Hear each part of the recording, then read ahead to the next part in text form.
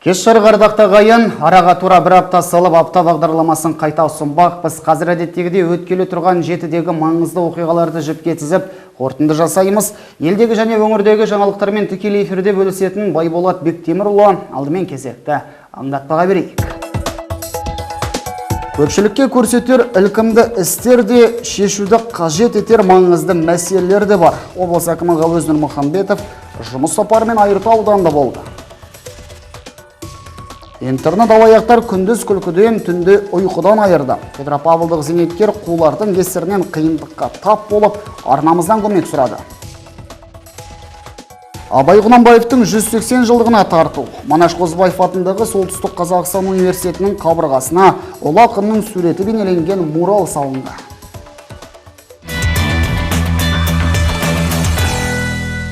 Аңдатпа арқылы бүгінгі шығарылымға қысқаша шолу жасадық, енді барлығын рет-ретімен баяндайық. Облыстық әкімдікте кезекті отырыс өтті. Алқалы жиынның басында өңір басшысы Ғауыз Нұрмұхамбетов халықтың өмір сүру сапасын арттыруды басты мақсат ретінде атап өтті. Сондай-ақ ол мемлекет басшысының тапсырмаларын орындаудың маңыздылығына ерекше тоқталды. Первое. Сегодня подведем итоги социально-экономического развития области. Біріншіден, біз облыстың бірінші жарты жылдықтағы әлеуметтік-экономикалық дамуының қорытындысын шығарамыз. Бұл тек экономикалық көрсеткіштер емес, ең алдымен азаматтарымыздың өмір сапасы, әлеуметтік мәдени саланың дамуы, қызметтерге тең қолжетімділік. Екіншіден, мемлекет басшысы 2025 жылдың соңына дейін барлық қала мен ауылдарды 100% сапалы ауыз сумен қамтамасыз етуді тапсырды. 2024 жылдың қорытындысы бойынша ауылдық ауыз сумен қамту деңгейі 97,5%-ға жетті. Облыстық экономика басқармасының басшысы Қуанышбек Қалижанов өз баяндамасында барлық негізгі бағыттар бойынша бірінші жарты жылдықтың негізгі көрсеткіштерін баяндады. Сондай-ақ ол ауыл шаруашылығы саласында ет, сүт және жұмыртқа өндірісінің өсімі мен мал шаруашылығының тұрақты дамуын атап өтті. Индекс физического объема продукции сельского хозяйства по итогам первого полугодия составил 100. Биылғы жылдың бірінші жартыжылдығы бойынша ауыл шаруашылығы өнімдерінің нақты көлем индексі 6,3% құрады. Мал шаруашылығы өнімдерінің көлемі 88 миллиард теңгеге жетті. Өсім 6,3% құрады. 33,3 мың тонна ет, 77,8 мың тонна сүт, 310 миллион дана жұмыртқа өндірілді. Өңірде құрылыс саласы белсенді дамуда. Жарты жылдың ішінде орындалған жұмыстар көлемі 26%-ға артқан. Бұл өсім күрделі және ағымдағы жөндеу жұмыстарының, сондай-ақ ауқымды құрылыс монтаждау жұмыстарының есебінен болып отыр. Облыс әкімі құрылыс маусымын барынша тиімді пайдалануға қажеттігін атап өтті. Самое главное, чтобы сегодня проблемы те люди, которые находятся. Ең бастысы бүгін сол пәтерді күтіп отырған адамдар баспанасыз қалмасын. Халықтың үміті ақталуы керек. Ең маңыздысы осы, сондықтан бақылауда ұстаңыздар, жиналыс өткізейік. Әлеуметтік экономикалық көрсеткіштер талқыланғаннан кейін қатысушылар негізгі тақырып ауыз сумен қамту мәселесіне көшті. Мемлекет басшысының тапсырмаларын орындау барысын қарау үшін мердігер ұйым өкілдері де шақырылды. Қазіргі жағдай туралы облыстық энергетика және тұрғын үй коммуналдық шаруашылығы басқармасының басшысы баяндады. Цель своевременного исполнения поручения главы государства. Мемлекет басшысының барлық тұрғындарды ауыз сумен 100% қамтамасыз ету тапсырмасын уақытылы орындау мақсатында 37 ауылда орталықтандырылған сумен жабдықтау жүйесін салу қажет. Сонымен қатар Соколов топтық су құбыры арқылы 5 ауылды және 46 ауылда кешенде блок модульдер орнату жоспарланған. Үкіметтің қолдауының арқасында елді мекендер мен топтық су құбырлар жүйесін дамытуға барлық қаржы көздерінен 74 миллиард теңгеден астам қаржы қарастырылған. Оның ішінде арнайы мемлекеттік қордан 45,2 миллиард теңге, республикалық бюджеттен 18 миллиард теңге, облыстық бюджеттен 11,1 миллиард теңге. Кейін Қызылжар су кәсіпорнының өкілі Мұратбек Әбішев есеп берді. Ол бірінші сорғы станциясының қайта жаңғыртылуы және өзге де ағымдағы және жоспарланған жұмыстар туралы баяндады. Благодаря поддержке акимата области и правительства республики. Облыс әкімдігі мен үкіметтің қолдауының арқасында инвесторлардың қаражат есебінен бірінші көтерімдегі сорғы станциясының толық қайта жаңғыртылуы жүргізілді. Сондай-ақ ағымдағы жылы су тазарту нысандарының реконструкциясы аяқталды. Екінші кезек бойынша жобалық сметалық құжаттаманың сметалық құнына түсету енгізілді. Энергетика және коммуналдық секторды жаңғырту ұлттық жобасына сәйкес су және кәріз жүйелерін жаңғырту 2029 жылға дейін көзделген. Кеңес барысында облыс басшысы қала мен аудан әкімдеріне тұрғындарды сапалы ауыз сумен қамтамасыз ету бойынша нақты тапсырмалар берді. Мердігер ұйымдардың мерзімді бұзуы мен міндеттемелерді орындамауы тек әкімшілік емес, қылмыстық жауапкершілікке де әкелетінін ескертті. Подрядные организации должны понимать. Мердігер ұйымдар мемлекет басшысының тапсырмасын орындамағаны, көрсеткіштерге қол жеткізбегені, инвестициялық жобаларды жүзеге асырмағаны үшін тек әкімшілік емес, қылмыстық жауапкершілікке тартылатынын түсінуі тиіс. Олардың қылмыстық жауапкершілік арқалайтындарын тағы да ескертемін. Жиын соңында облыс әкімі аудан әкімдеріне барлық жобаларды уақытында аяқтауды, санитарлық бақылауды күшейтуді және су сапасын тұрақты бақылауда ұстауды тапсырды.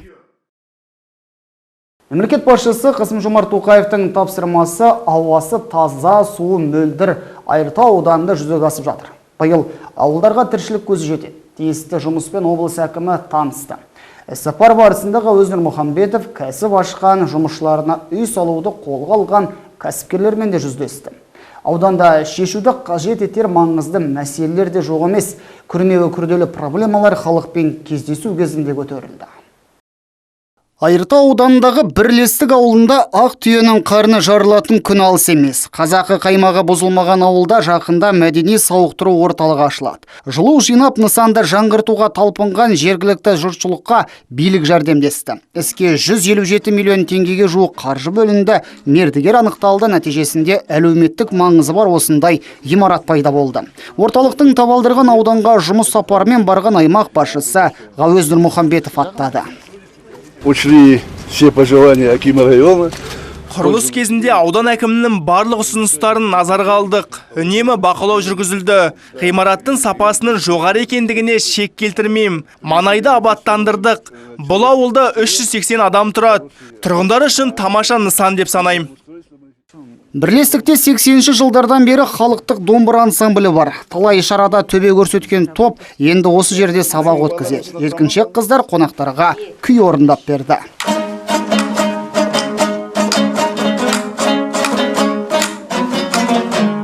Бірлестікте спортқа құштар жастарда тұрады. Алайда спорт зал жоқ. Балалар қыста мектепте жаттығады. Облыс әкіммен тілдесу кезінде ауыл үлкендері осы мәселені көтерді.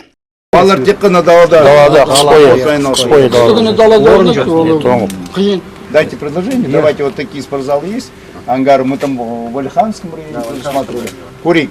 Тұрғындар үшін тағы бір жағымды жаңалық үйлерге тіршілік көзінің кіргізілуі. Ауылға су құбыры тартылды. Қазір таратқыш нысан салынып жатыр. Жоспар бойынша ауқымды жұмыс тамыз айының соңында аяқталады.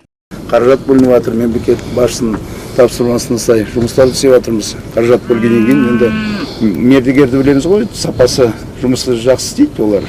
Қанша объектілерде болды. В принципе, мердігерлер добросовестно. Бірақ сапасын қарап отыру керек, жарай ма? Обязательно. Айыртаудың топырағы құнарлы, егінде шөпте жақсы өседі. Биылғы астықтың жағдайы шабындықтағы қарқын жайлы аймақ басшысы Лавровка ауылының іргесіндегі алқаптардың біріне жиналған диқандардан сұрады. Ағымдағы жылы қамбат болады, сәтін салса майлы дақыл молынан жиналмақ.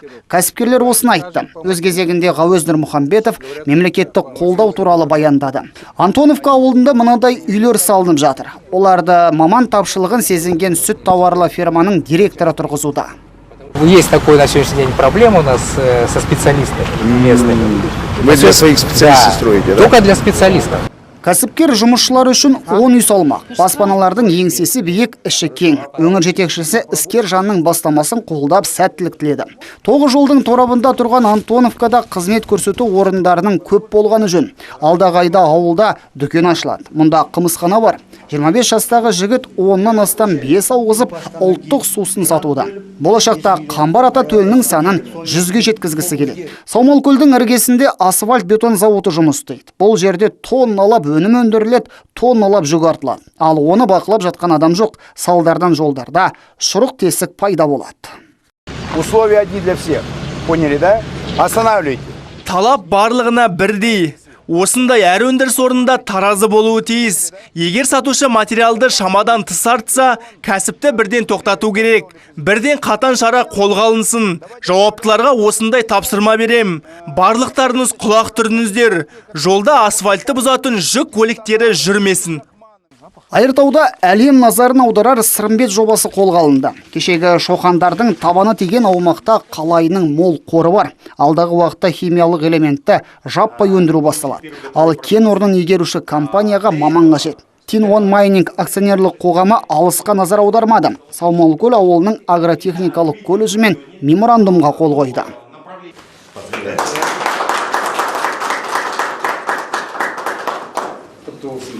Ортақ құжат аясында енді колледж қабырғасында тау кенісі мамандығы бойынша мамандар дайындалады. Тағы бір жағымды жаңалық білім ұясы жатақханасының жөнделуі. Аймақ басшысы жауаптыларға жоба әзірлеу жөнінде тапсырма берді. Ауданда қысқа дайындық жұмыстары жүргізілуде. Ғауез Нұрмұхамбетов әзірлікпен танысып, кем-кетікке жол жоқтығын баса айтты.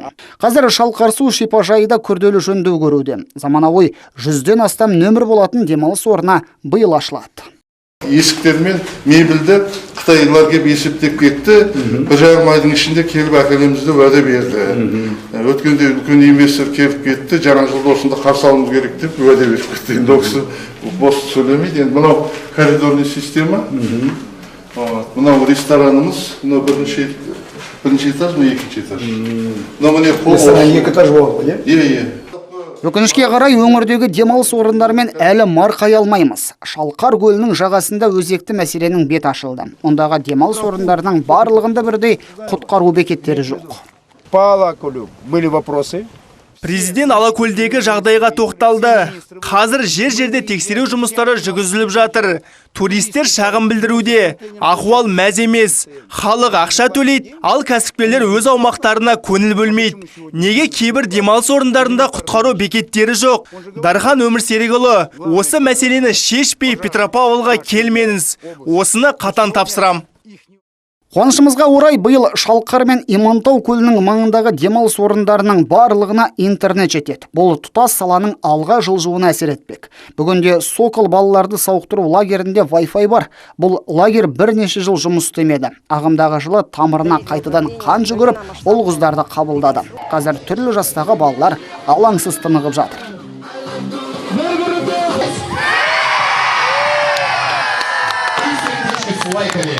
Ал аудандағы аға буын өкілдері алаңсыз өмір сүре алмайды. Өзекті мәселелер аймақ басшысының халықпен кездесуінде көтерілді.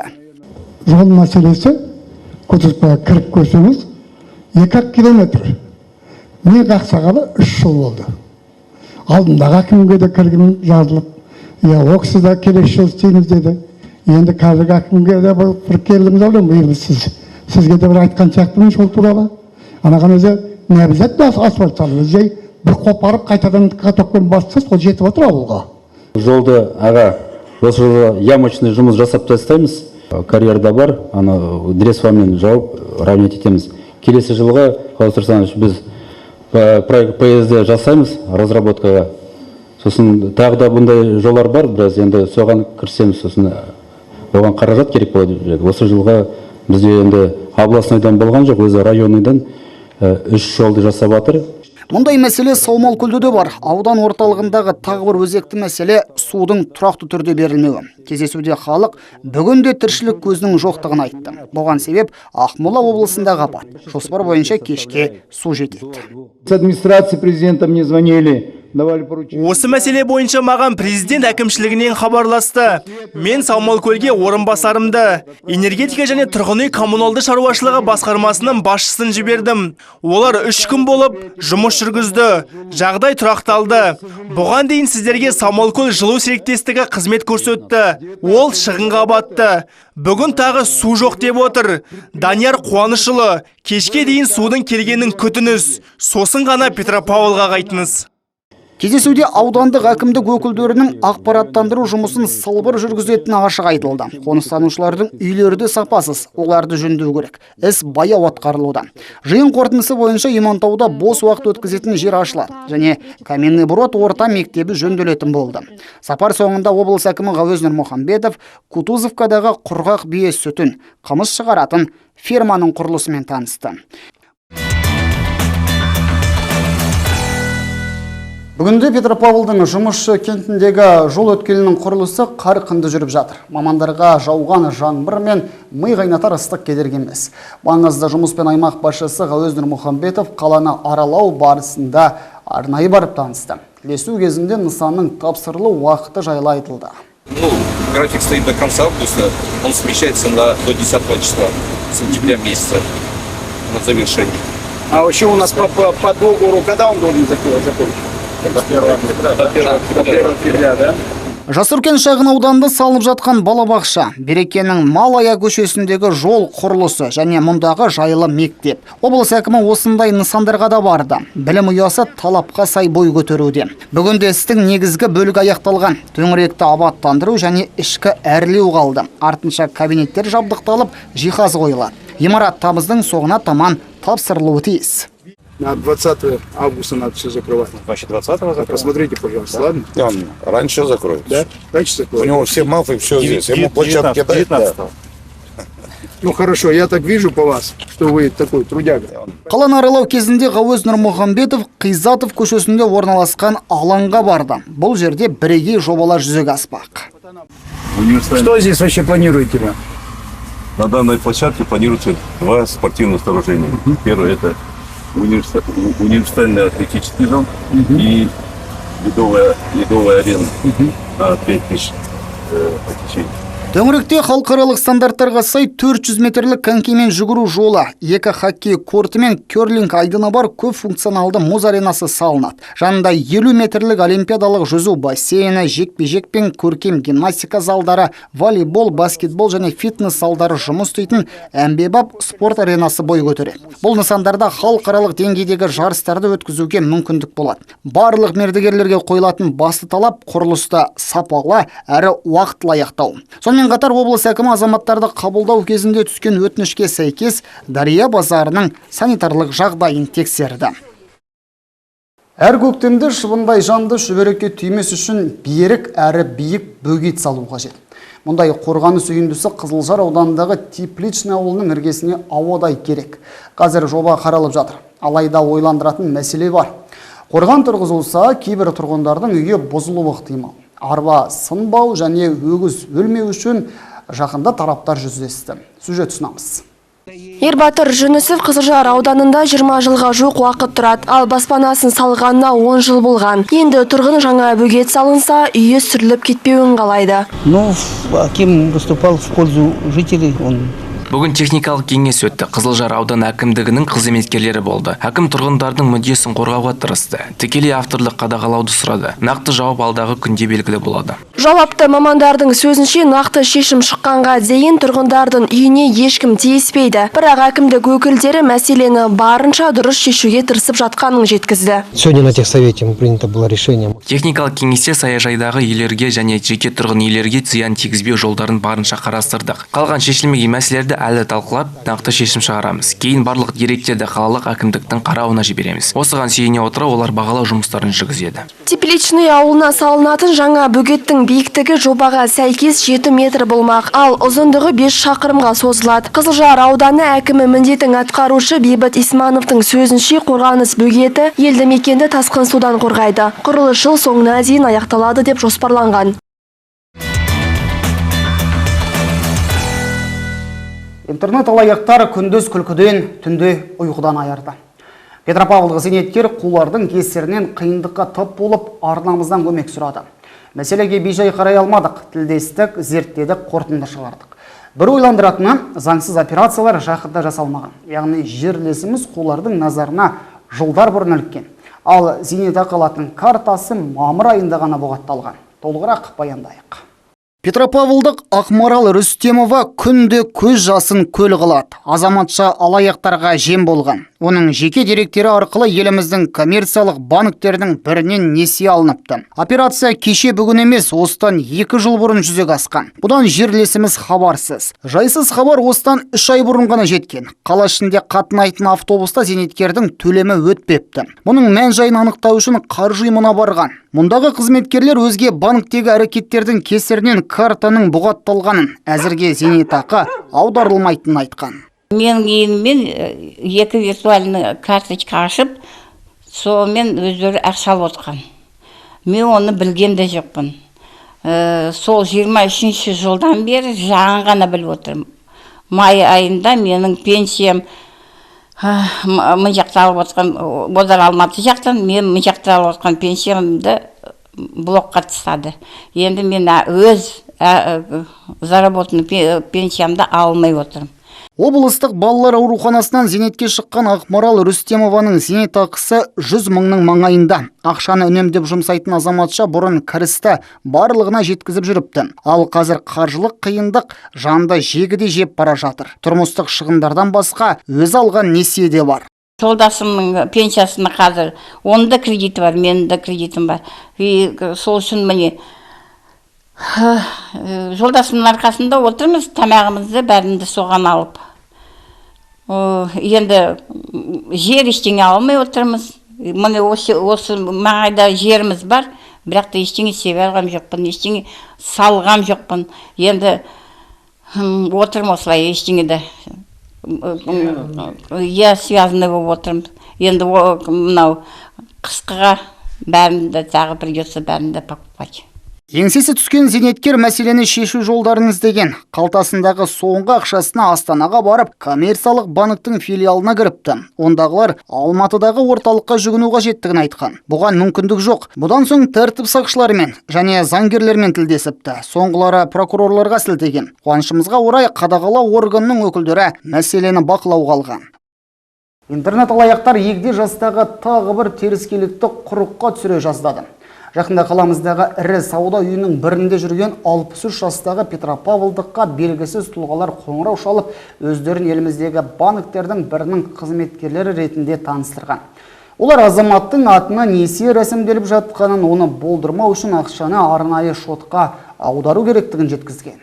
9 шілде күні полиция департамент қызметкері Ситимол сауда үйінде кезекшілік кезінде терминалда операция жасап жатқан қолындағы ұялы телефон арқылы біреумен сөйлесіп тұрған абыржыған қарт кісіні байқайды. Полиция қызметкері бірден 102 нөміріне хабарласып, зейнеткерге банк қосымшасын тексеруді ұсынған. Ер адам өзінің атына ешқандай несие рәсімделмегеніне көз жеткізіп, оған келген жедел тергеу тобының қызметкерлері түсіндіру жұмыстарын жүргізеді. Осылайша алаяқтықтың жолы кесілген. Осы орайда тәртіп сақшылары тұрғындарды аса мұқият болуға шақырады. Еліміздегі интернет алаяққа әлі де ауыздық салынбай тұр. Биылдың өзінде өңірімізде 270 құқық бұзушылық тіркелген. Қылмыстың ашылу деңгейі 15,2%-ды құрайды. Ал жапа шеккен жандарға қайтарылған ақша 115 миллион теңгеден асады. Қазір интернет алаяқтармен қоғам болып күреспесек болмайды. Жұмыла көтерген жүк жеңілдемекші бұл ретте бөрененің бір басын бақ өкілдерді ұстауы қажет. Тілші халықтың сенімді қалқанына айналуы тиіс. Сол үшін түркі тілдес журналистер қоры күш салып жатыр. Жақында ұйым Оралда журналистикадағы жасанды интеллект және медиаэтика мәселесі бойынша семинар тренинг өткізді. Маңызды ақпаратқа толы алқалы жиында әріптестерімізге ақпараттық қауіпсіздік төңірегінде мол мәлімет айтылды. Қазір жасанды интеллектқа жұмысымызды жеңілдетті, бірақ өкінішке қарай бұл жерде фейк ақпараттар тарауы, дипфейктің көмегімен медиаларға деген және бұқаралық ақпарат құралдарына деген сенімнің азаюына әкеліп соғып жатыр. Сондықтан журналистер кез келген мәселеде ақпаратты бірнеше дерек көзден тексеру керек. Мысалы, халықаралық журналистиканың негізгі принциптарының бірі бұл верификация. Біз осы мәселені айттық, факт-чекинг жасау туралы айтамыз. Сонымен қатар қаржылық сауатты арттыру. Тілші қашанда шындықталға тартуы тиіс. Демек айтылғанның барлығы журналистерге қажет. Алаяқтықтың түрлері, зардабы жайлы жазатын, айтатын бақ және өзге де ұйымдардың өкілдеріне халықта құлақ асуы тиіс. Қазір аңдамасаң, ойда жоқта опық жеп қаласың. Банктың беретін кеңестері бұл дейді өзінің жеке ақпаратына, деректеріне мұқият болып, ешкімге ешқандай сілтемелерге өтпеу, бермеу. Әртүрлі қазір алаяқтықтар телефон шалып звондайды, сөйлеседі. Ешкімге сенбеу. Тек қана дәлелденген, расталған ақпаратқа сену. Әр адам енді сауатты болуға тиіс. Өзінің қаржысына, өзінің жанұясының қаржысына. Түркі тілдес журналистер қоры биыл Қазақстанның 5 қаласында болып бақ өкілдерінің білімін арттырмақшы. Келелі әңгіме маңызды деректер айтылатын басқосуларға 200-ге жуық тілші қатысады. Түрмеде отырған емес, пробация қызметінің есебінде тұрған азамат рақымшылыққа ілікті. 48 жастағы қала тұрғыны Александр Антоненко сәуір айында жол көлік оқиғасына себепші болып жазаланған. Кейін 500 айлық есептік көрсеткіш 1.846.000 теңге көлемінде айыппұл төлеуге міндеттелген. Ол бұл соманың бір айын ғана, яғни 95 мың теңгесін төлеген. Жақында қалалық сотта азаматтың ісі тағы бір мәрте қаралып, жеңіл қылмыс болғандықтан жазаның күші жойылды. Ходил, отмечался. Күн сайын учаскелік полицейге барып белгіленіп отырдым. Бірақ жұмысымды жалғастыра бердім. Басқа қалаға шыққан жоқпын. Кейін мамандар өздері осындай рақымшылық туралы заңның бар екенін айтқан соң өтініш жаздым. Енді мұндай қателік жасамайым. Сабақ алдым. Подпадает именно под амнистию эта статья, так как она небольшая, на полное освобождение. Жалпы пробация қызметінің есебінде 339 адам тұр. Оның 139-і рақымшылыққа ілігеді, 54-і жазадан толық құтылады, 85-і жартылай өтейді. Жалғастырамыз. Медицина адам емдесе, ветеринария бүкіл адамзатты емдейді. Осы қанатты ойға майшаммен қарасаң, біраз дүниені ұғынасың. Ветеринар немесе аталған саланың өзге де өкілі адам өмірінің қорғаны. Олар ауруды болдырмау мақсатында аянбай еңбек етеді. Салдармен емес, себеппен күресетін жерлестеріміз ағымдағы аптада құрметке бөленді. Салтанатты шара жайлы әріптесім Нұрасыл Ержанұлы толығырақ баяндасын. Елімізде өткен жылдан бері ветеринария саласы қызметкерлері күні аталып өтіледі. Мына залда отырған жандардың еңбегі адамзат баласы үшін ұшан теңіз. 4 түліктің амандығы осы мамандардың мойнында. Тұрғындардың денсаулығына да жауапты десек артық айтқанымыз емес. Петропавлда айтулы датаға орай салтанатты шара өтті. Басқосуда сала қызметкерлерін облыс әкімі атынан бірінші орынбасары Марат Тасмағанбетов құттықтады. Сіздердің еңбектеріңіз ауыл шаруашылығының сенімді тірегі, халықтың денсаулығы мен азық-түлік қауіпсіздігін сақтауды маңызды сала. Мемлекет басшысының тапсырмасына сай, бүгінде облыста ветеринария саласын дамытуға көп қолдау көрсетілуде. Материалдық база нығайтылып, жаңа зертханалар, ветеринарлық пункттер ашылуда. Сала мамандары адал еңбек етіп, облыстың дамуына үлестерін қосуда. Құттықтау сөзден кейін сала үздіктері құрметке бөленді. Шарада алғаш болып марапат алғандардың бірі Сатбек Сәпиев. Ол ветеринария ардагері, мал дәрігері болып 40 жылға жуық уақыт бойы қызмет еткен. Бүгін оған талай жылғы еңбегі үшін еңбек ардагері медалі табысталды. Білікті маманмен тілдестік. Ол бізге білікті ветеринардың қандай болуы қажет екендігін айтып берді. Жақсы ветврач болу үшін бұл малдың строениесін білу керек, организмнің. Оны жатқа білмей, ол жақсы ветврач болмайды. Өйткені мал деген ол менің мына жерім ауырып тұр, мына жерім ауырып тұр деп айтпайды ғой. Оны бірінші анамнез жинау керек. Қайда жайылды, қандай корм жеді, қалайдан су ішті. И содан кейін настрепой дейді ғой, солай мал айтпайды ғой, солай жұмыс істеу керек. Салтанатты шарада жастарды түрлі марапатқа ие болды. Басқосуда құрметке бөлінгендердің арасында Ағабек Талғат та бар. Ол қазіргі таңда Мағжан Жұмабаев ауданындағы Лебяжинский ауылдық округінде мал дәрігері болып еңбек етеді. Еңбек өтілі 3 жылдан асады. Бір қызығы азамат оңтүстіктің тумасы. Солтүстікке еңбек бағдарламасы аясында көшіп келген. Маған бұл сала ұнайды. Айтады ғой, медицина адамды емдесе, ветеринария адамзатты емдейді деп. Бұл саланың да үлкен жетістіктері бар, қызықты сәттері бар. Өйткені әрбір мал ауырған кезде, әрбір мал иесінің жаны ауырады. Ол бірінші кезекте ветеринариялық қызметкерге жүгінеді. Сол кезде оның мал жазылған кезде ол қуанады. Оны көріп біз қуанамыз. Ветеринариялық қызметкеріне бұдан асқан бақыт жоқ.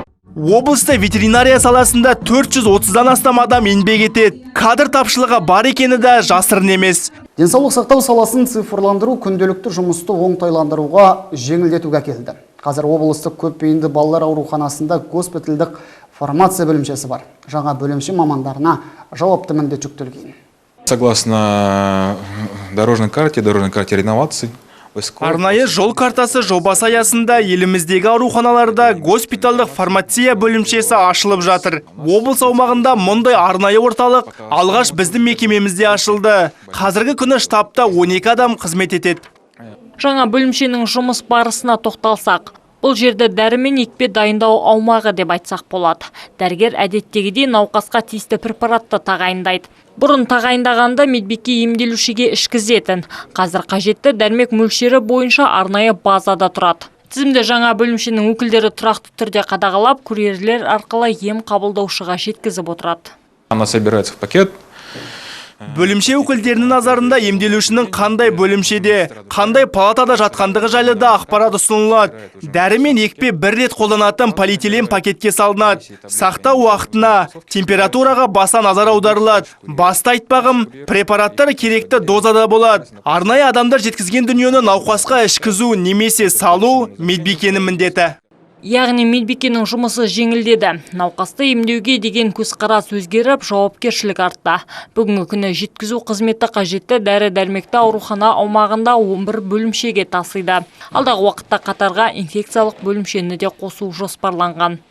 Я сама многодетная мать. Өзім көп балалы анамын, 5 балам бар. Мұндай жүйенің бар екенін енді естіп тұрмын.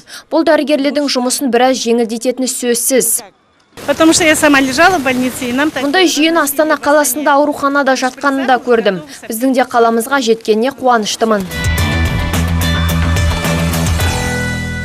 Кезекті шығарылымның соңына да жеттік. Өшпес із қалдырған Абай Құнанбаевтың 180 жылдығына тарту.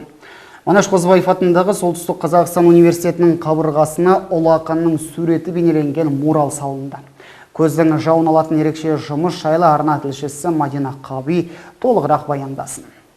Абай Құнанбаевтың 180 жылдығына орай жергілікті университеттің 2-ші корпусының қабырғасына ұлы ақынның суреті бейнеленген мурал салынды. Сурет эскиздерін құрылыс және дизайн кафедрасының оқытушылары мен студенттері дайындаған.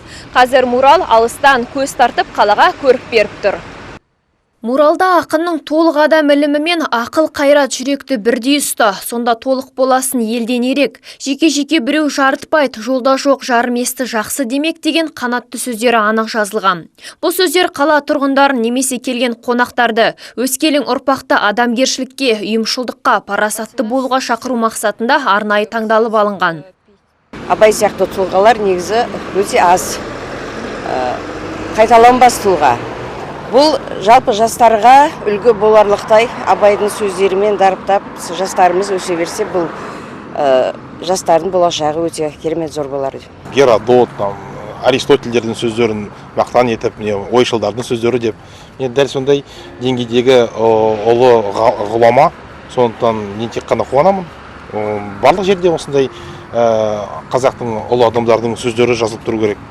Биіктігі 18 метрден асатын муралдың жан-жағы әсем ою өрнекпен безендірілген. Пушкин мен Абай көшелерінің қиылысындағы туындыны мердігерлер 2 күн бой салыпты. Жалпы мурал сөзі қабырғадағы сурет деген мағынаны білдіреді. Жұмыстың салыну техникасы жайлы Қазақстандық суретшілер одағының мүшесі Болат Әсербековтен білдік. Өнер иесі керамикалық тақтайшалардан түзілген мурал күн сәулесіне де суға да төзімді болады дейді. Этот вид относится к виду керамики. Муралдың әр бөлшегі, яғни керамикалық тақтайшалар жеке-жеке пеште 600-800 градуста күйдіріледі. Қолдану мерзімі шектеусіз. Ол тіпті 100 жыл тұруы да мүмкін. Негізі, мурал салынар алдын әр тақтайшаның астына нөмір жазылады. Пазл ретінде сол нөмірлермен теріліп, құрастырылады. Университет қабырғасында бейнеленген мурал кәдімгі бояумен салынған. Жаңа туындының ашылу салтанаты тамыз айының басына жоспарланған. Облыс орталығындағы Ботай арт галереясында Қазақстан Республикасы Суретшілер одағының мүшесі белгілі талант иесі Шамил Гулиевтің жеке көрмесі қанат жайды. Өкінішке қарай алматылық дарын денсаулық жағдайына байланысты бұл шараға қатыспады. Ашылу салтанатына қала тұрғындары, қонақтар мен жергілікті суретшілер, қолөнер шеберлері шақырылған. Олардың барлығы ерекше туындыларды тамашалап, таңданыстарын жасырмады. Петропавл қаласына бірінші рет келіп отырмын, өзім Қостанай қаласынанмын. Осы Петропавл қаласындағы арт галереясында осындай ұйымдастырылып жатқан көрмеге тап болғаныма өте қуаныштымын. Маған әр жұмыс өздігімен ерекше, солар ұнады.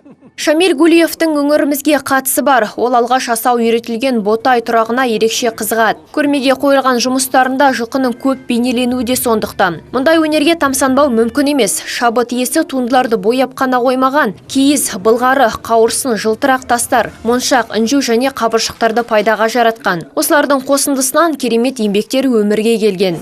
Көптеген жәдігерлерде осы тасбақалардың бейнесі бейнеленген болады. Көрменің негізін Тұран маркалы атты топтама құрайды. Әр туынды қазақ, қырғыз, башқұрт, саха және басқа да ұлттардың аңыздары негізінде жасалған. Яғни қылқалам шебері түркі тілдес халықтардың өміріне айрықша назар аударған. Тұран маркалары бұл белгілі суретші Гулиев Шамилдің ассамбляж техникасында киізден, былғары және де моншақ, ұлылардың қабыршақтарынан жасалған ерекше топтамасы болып келеді. Бұл топтаманың негізгі мақсаты ұмыт болған түркі халқының мифологиясын, оқиғасын, тарихын қайта жаңғырту мақсатында осы почтаның маркаларына ұқсас ретінде жасалған туындылар болып табылады. Бұл туындылардың әр біреуінде көптеген осы түркі халқының көне даналығы, мәдениеті, рухының бір бөлшегі, бір рухы бар. Ботай арт галереясында әр 2 ай сайын көрме ауысып отырады. Яғни мына жұмыстар 60 күн тұрады. Жаз уақытында мұнда адамдар көп келеді. Бір күнде мамандар 10-нан астам қонақ қабылдайды. Осыдан 100 жыл бұрын азамат соғысы кезінде қолданылған жарылғыш сап. Мамлют ауданының тұрғыны бақшасынан снаряд тауып алды. Құнды қазына десек болады. Ол туралы көбірек білу үшін облысқа белгілі өлкетанушымен тілдестік. Назар салыңыздар. Шілденің 16 күні Мамлют ауданының тұрғыны бақшасынан азаматтық соғыс кезеңінде қолданылған снарядты тауып алған. Ауыл азаматы бірден полицияға хабарласып, күмәнді затты тапсырды. Оқты тат басуына байланысты оның нақты маркасы мен нөмірін анықтау мүмкін болмады. Өткен ғасырдан сыр шертетін снаряд жайлы білу мақсатында арна тілшілері өңірімізге белгілі өлкетанушы Дәстен Баймұхановпен тілдесті. Азамат осы күнге дейін мұндай жәдігерлердің 30-ға жуығын тапқанын жеткізді. Жарылмай қалған зеңбіректің оғы 76 мм-лік. Мысалға ол қарап отырсаңыздар, тот басқан түріне қарамай, мен оны көріп тұрмын. Белдігі бар, мыстан істелінген. Ол белдік мыстан істелінген. Не үшін керек? Зеңбіректің оғына айналу керек, өзінің осының маңайында. Сол айналу үшін сондай белдік салынады. Мінекей ол дәл сондай зеңбіректің оғы бізде де музейде сақтаулы тұр. Сондықтан ол таңғалатын ештеңе жоқ. Естімеген елде көп. Белгілі зерттеушінің сөзінше, Петропавл маңында мұндай снарядтардың жүзі жатыр. Себебі, шаһар маңындағы Ойқала шағын ауданында ақтардың көшбасшысы Атаман Дутовтың штабы болған. Ең негізгі қақтығыстардың бірі облыс орталығында өткен екен. Бұл жерде Атаман Дутовтың қуып шығуы қатты соғысып келді. Себебі Атаман Дутовты қуып шығу үшін мұнда Тухачевскийдің әскері келді. Тухачевскийдің әскері келіп, осы Петропавл қаласынан қуып шықты оны. Сол кезде қатты ұрыстар болды. Петропавлдың маңайында емес, Петропавл қаласының ішінде болды соғыс. Бекінісі, мысалға біз айтамыз, қазіргі мынау Вознесенский көше дейміз. Ол кезде Вознесенский дейді. Қазіргі Пушкин көшесі мысалға, сол маңайларда үлкен анау біз айтамыз, сол жерлерде қақтығыстар, кәдімгі бекіністер, баррикадалар болған. Айта кету керек, облыстық тарихи өлкетану музейінде азамат соғысынан қалған 1000-нан астам жәдігер бар. Ақыл ойды дамытып, ұшқырлық пен табандылықты талап ететін сайыс. Облыс орталығында ардагерлер арасында шахматтан республикалық турнир өтті. Толығырақ әріптесім баяндасын. Өңірге Астана қаласы, Ақтөбе, Павлодар және Алматы облысының үздік шахматшылары бақ сынасуға келді. Бүгінгі тартыстың ерекшелігі мұнда жасы 50-ден асқан азаматтар өзара мықтыны анықтайды. Михаил Кашкаров шахмат десе шерасын жерге қоюға әзір жандардың бірі. Тақтадағы әр фигураны көзін жұмып тұрып жылжыта алатын спортшы бұған дейін тіпті Азия біріншілігінде 2-ші орын алған. Принимаю участие в личных первенствах Казахстана среди ветеранов. Ардагерлер арасындағы чемпионаттарға жиі қатысып тұрам. Мақсатым қарсыласымды жеңу ғана емес, дос табу. Қызығушылықтарымыз бір жандармен әңгімелесі бір марқайып қалам. Ой жарысында барлығы 6 топ, 24 жан қатысып жатыр. Бұл командалық жарыс. Әр топта 4 адамнан. Ереже бойынша оның 3-еуі ер азамат, 1-еуі әйел адам болуы керек. Дариға Иманова ақтөбелік құраманың мүшесі. Аяулы ана, сүйікті әже ұрпақ тәрбиесімен ғана емес, шахматтарын шәкірт тәрбиелеумен де айналысады. Еңбегінің жемісін көріп отыр. Мақтаныш тұтқан шәкірттердің бірі әлем чемпионатының жүлдегері Ханзада Аманжол. Шахматқа деген қызығушылығымды әкем оятты дейді нәзік жанды. Шахматта біздер отбасында 10 бала болдық. Әкем марқұм шахмат ойнады. Әкемізді біздер қатты жақсы көрдік екен. Содан бәріміз шахматты жақсы көріп кеттік. Қазіргі таңда балдарымыз, немерелеріміз де ойнайды шахматта. Менің жалпы өзімнің шахмат ойнап жүргеніме жарты ғасырдан сәл асып баратыр.